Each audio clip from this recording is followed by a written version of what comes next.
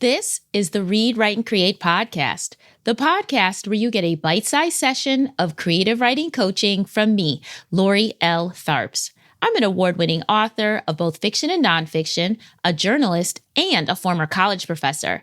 I've spent more than 20 years writing, teaching, and coaching creative writers, and I created this podcast because I want to help as many BIPOC writers as possible get their stories out of their heads and into the world. Are you ready? Let's go. On episode number 30 of the Read, Write, and Create podcast, we're doing two things. We're honoring the late, great James Baldwin, who would be turning 100 years old this year, and you're getting a pep talk about being an American writer abroad. Yes, I am sharing the life and times of Mr. James Baldwin to offer you the opportunity to consider what travel can mean for your writing life, particularly as a Black American or other ethnic American writer. And spoiler alert, if you think we're going to be mostly talking about Baldwin's life in Paris, you're wrong. On this episode, we're going to be talking Turkey. Istanbul, that is. Yes, the country where Baldwin wrote the majority of his most important works and the country that he said on more than one occasion, quote, saved him. Shall we turn the page? Hello, wordsmiths, writers, and sister scribes. Welcome back to all of my regular listeners and to anyone tuning in to the Read, Write, and Create podcast for the first time. I am totally happy that you're all here because that means you take your writing seriously. And hopefully it means that you're looking for some inspirational words to get you writing or keep you writing, or maybe to make you think about your writing and your writing practice in new ways. And that's exactly what we're going to be doing today as we talk about being a writer abroad. Now, for most people, James Baldwin is pretty often thought of as the poster child for the Black writer abroad. I think most people think of him and Josephine Baker as like the quintessential Black expatriates who found artistic freedom in Paris. But that's not really the full story, especially not for James Baldwin. And I do want to make a disclaimer here. There's like a lot of information, obviously, about James Baldwin out there in the world. Information to read, watch, listen to. There are scholars and superfans who can share their deep knowledge about everything James Baldwin ever wrote, everything he ever said about his life experiences. So hopefully after today's episode, you'll want to find all those experts and all those sources and learn even more about James Baldwin. But for today's pep talk, I am going to be strictly talking about his time in Turkey. I will leave a list of resources, though, in the show notes if you want to deep dive more into Baldwin's work and his life story. But again, we're talking about his time in Turkey, but we do have to start the story from the beginning so we have some context. So James Baldwin was born in New York City, specifically in Harlem, on August 2nd, 1924. He was the oldest of 9 children. Yes, he was part of a very large family that didn't have a lot of money, and they grew up in a pretty strict religious household led by his stepfather and his mother, Emma. As the oldest, James took on the role of caretaker for his younger siblings. And when his stepfather died, which happened the year after Baldwin graduated high school, that role of caretaker only intensified. And because he was, like the man of the house at that point, his dreams of going to college to study writing were abandoned. It should be noted that James Baldwin was very much a family man. He loved his siblings and his mom. So yes, he was really obviously disappointed that he couldn't go to college, but he did love his family. So what did he do? Basically, he went to work doing a lot of different menial jobs, but he never gave up on his dreams of being a writer. The thing is, this had been a dream a long time coming for James Baldwin. He knew at a really early age that he was gifted and that he wanted to be a professional writer. He was actually winning awards already and recognition when he was in like middle school. People already told him that he was a great writer. And fun fact, his junior high school French teacher was none other than Countee Cullen. Yeah, the famous Harlem Renaissance poet and writer was his French teacher in middle school, and he remained one of his mentors throughout his life. So here you have James Baldwin, graduated from high school. Countee Cullen is his mentor. He's working these menial jobs, helping his mother raise his siblings, but always writing, always writing. Luckily, he had another incredible writer act as mentor, and that was none other than Richard Wright.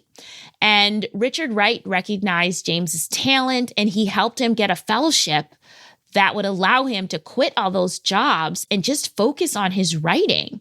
By this time, James Baldwin was 24 years old. And what he did, he took that money from the fellowship, gave most of it to his mother to help her care for his siblings. And then he took the rest of the money, booked himself a ticket, not a plane ticket, it's 1948. I mean, there were planes, but still, they got a ticket for a ship, and he sailed to Paris.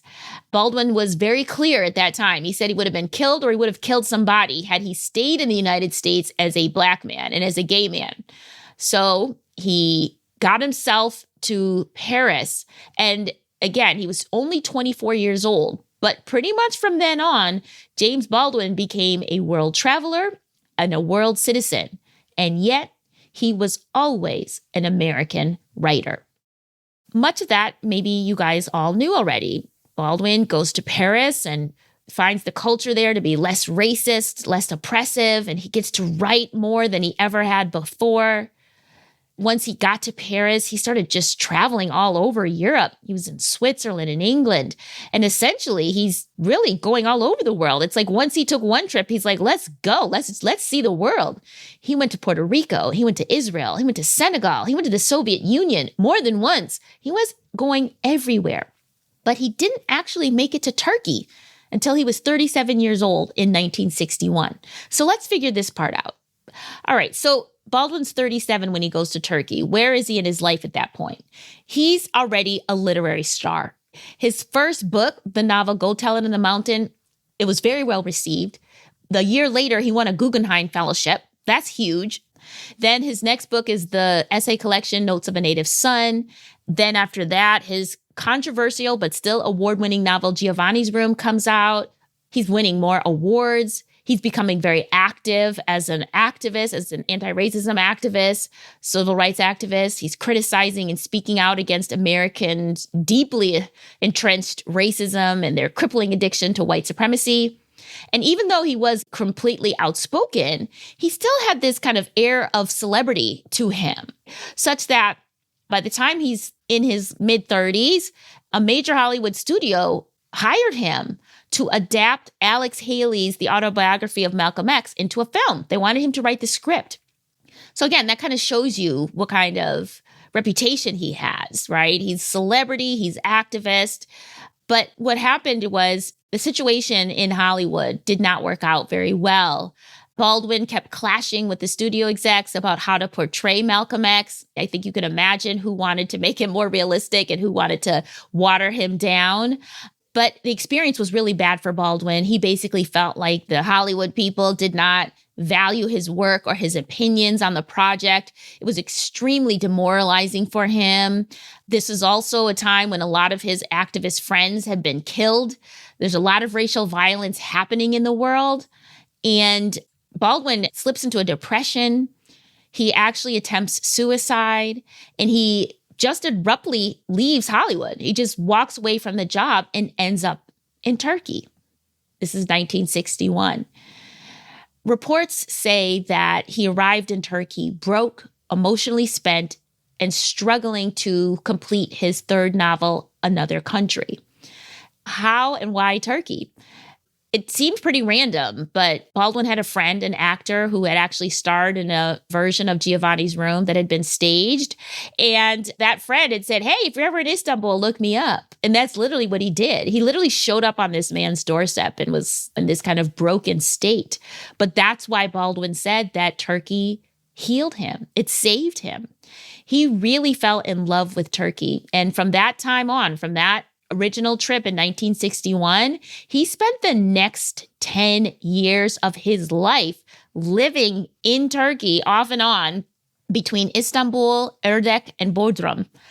And it's really key to realize what time period this was. This was the 60s. This was the decade of the 60s, some of the most turbulent years in the United States with regards to the fight for civil rights. In fact, Baldwin was quoted in Essence magazine in 1970 saying, quote, "It was very useful for me to go to a place like Istanbul at that point in my life because it was so far out of the way from what I called home and the pressures," unquote. One journalist said this, I think, perfectly, quote, "In Istanbul, Baldwin was the writer he wanted to be. In America, he was the activist he had to be," unquote. And that pretty much sums up what living or even just traveling abroad can do and be for a writer, particularly a writer of color, who can never simply exist in America without the burden of his or her race interrupting the imagination. Not to mention exploring the world without the framework of race, particularly the limiting Black and white binary found in the United States. James Baldwin, the artist, wanted out of America so he could truly focus on his craft and his creativity. And he found that freedom in Turkey because it was far enough away and far enough removed from the United States and the United States' oppressive culture.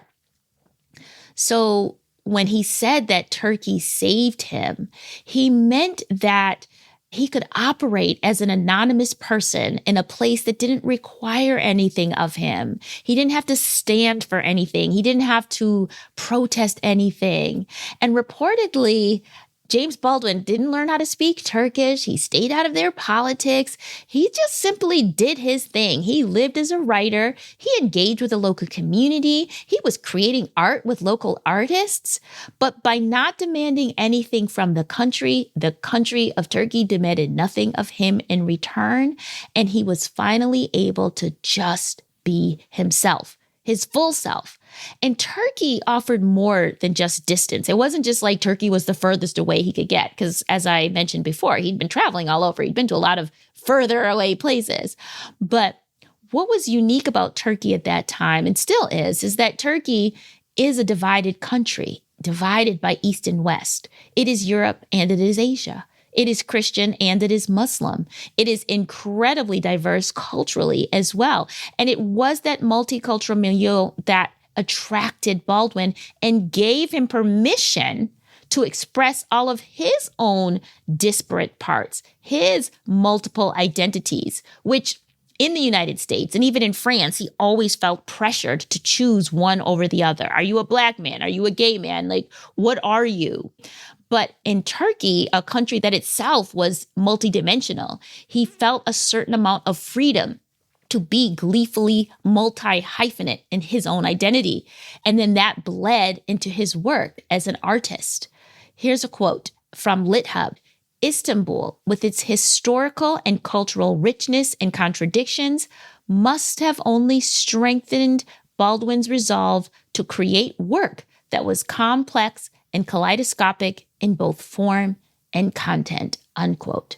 So it wasn't just that Turkey was far away. It's what Turkey represented as a multicultural society where Baldwin's own diversity of identity could be expressed. That's what he found there, that level of freedom and that almost mirror of complexity in the culture. He could then explore that for himself and in himself. What I find really interesting is that with all of the time that Baldwin spent in Turkey, He never really wrote about Turkey that much. In fact, Baldwin scholars and fans alike lament the lack of information there is about his time in Turkey, even though he spent almost a decade there writing his most famous works. I bet some of you listening didn't even know that half of Baldwin's self-imposed exile was in Turkey. I didn't know. I honestly didn't know until recently. I really thought he had spent all of his time abroad in France. But I really think this was intentional. I think James Baldwin was intentionally keeping Turkey for himself. It was his place to be anonymous to a certain extent. It was his place where he could contemplate and consider the rest of the world without being judged himself. Baldwin often said that he needed distance from America in order to write about her, to observe her properly. He said, quote, "One sees America better from a distance, and you can make comparisons to another place, another country," unquote. So we have James Baldwin from 1948 until his death in 1987, commuting between France, Turkey, and the United States, with the majority of that time abroad.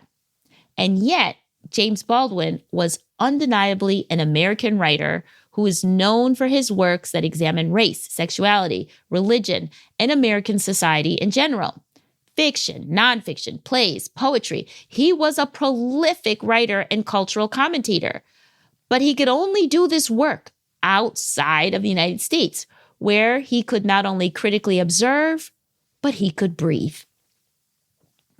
James Baldwin did spend the last years of his life in France, supposedly because it was easier for him to stay in contact with his publishers in France.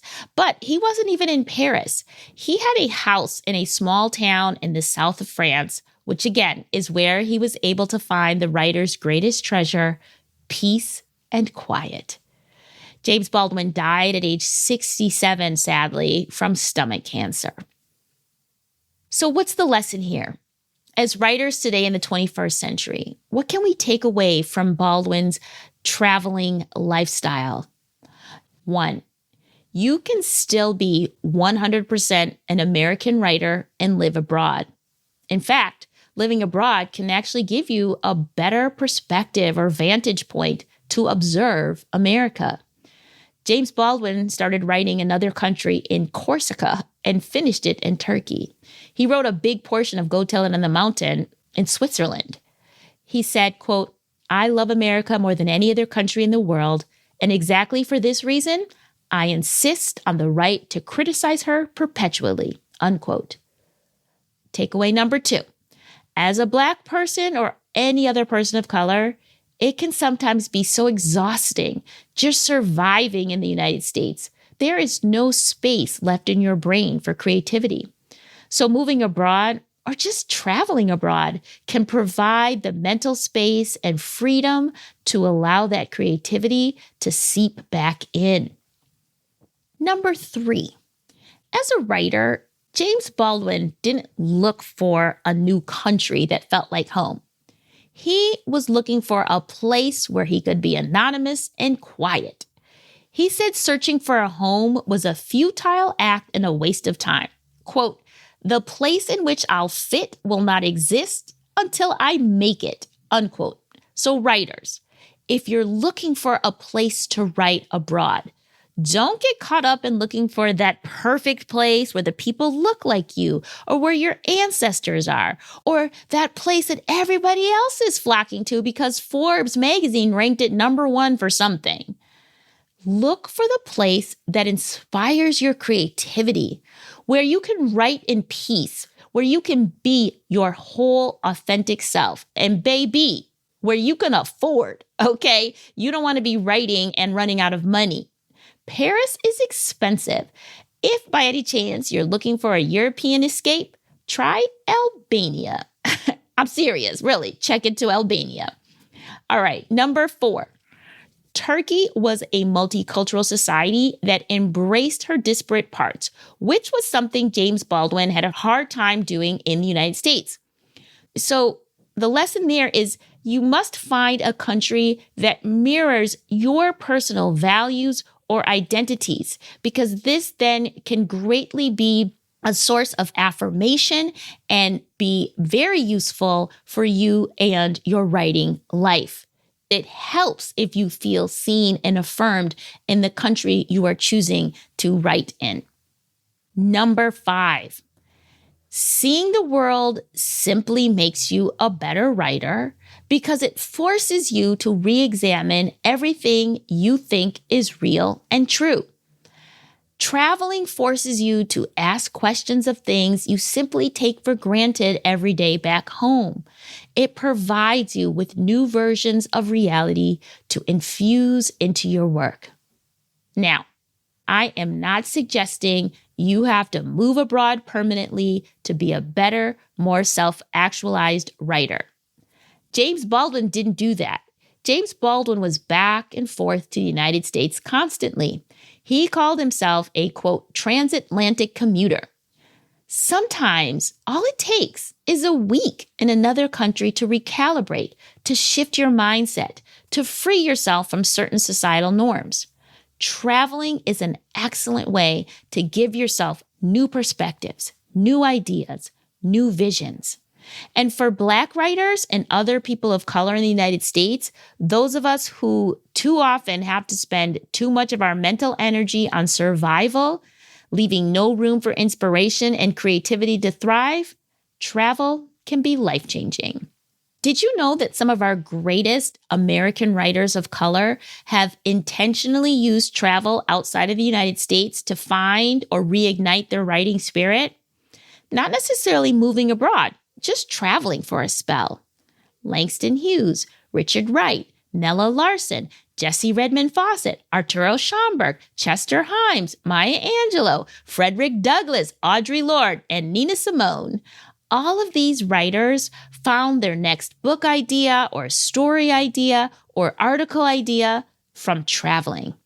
Some of them also found the freedom they needed to just write what they wanted to write away from the surveillance and judgment in the United States. So travel has always been a known solution for writer's block and that particular brand of illness experienced by writers of color, that illness that doesn't allow us to breathe. So go somewhere new, see something different, find a place to be free where you can breathe. Be like James Baldwin, who said, quote, I met a lot of people in Europe. I even encountered myself, unquote.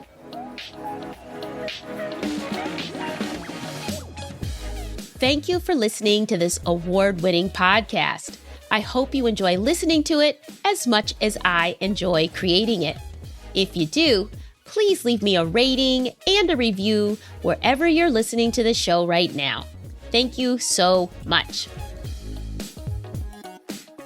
All right, I have a big announcement.